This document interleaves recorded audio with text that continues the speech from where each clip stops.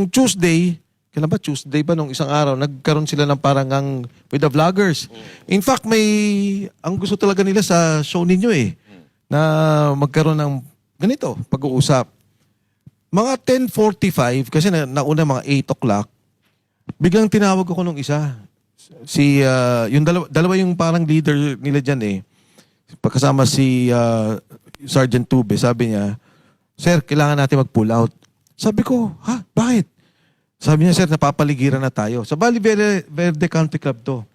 Sabi ko, "Sarge, meron pa kayong isa pang with the mainstream media." Sabi ko, "Kaya ba natin kahit sandali para wag naman nakakaya?"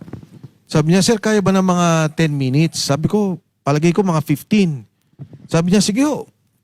So, dumikit sila doon sa bintana, nag-uusap sila, sumisilip, tas bumalik.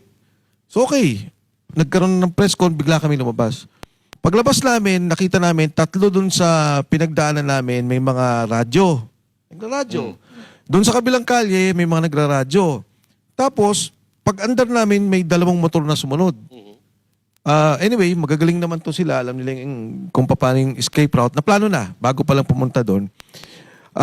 Pagkatapos noon, yun nga, naka-safety na namin sila. Bumalik ako doon sa Valle Verde, kinausap ko yung mga tao. Pagpunta ko ng opisina, sinundan din pala yung team. Ginento sa akin na sinundan yung team na tumutulong para i-manage yung mga grupo. At the next day, yung opisina namin pinasok. Oh, so alam mo, sa akin, naintindihan ko yung trabaho ng mga kasamahan natin, nakasundaluhan, naintindihan ko yung intelligence, pero sayang naman yung resources ng gobyerno. Sayang yung mga tao, sayang yung pera, sayang yung lahat. Kung ito yung imbestigahan nila, imbis yung corruption mismo. Di ba yung resources na to kung ini-intel nila, ano ba yung perang yun? Saan kinuha? Pinuntahan nila yung lugar. Chinek nila kung totoo, CCTV, ng mga pinagbigyan ng pera. Di mas may pupuntahan yung bansa natin. Ang nangyari, kung sino nagsasalita, yun ang kinakasuhan.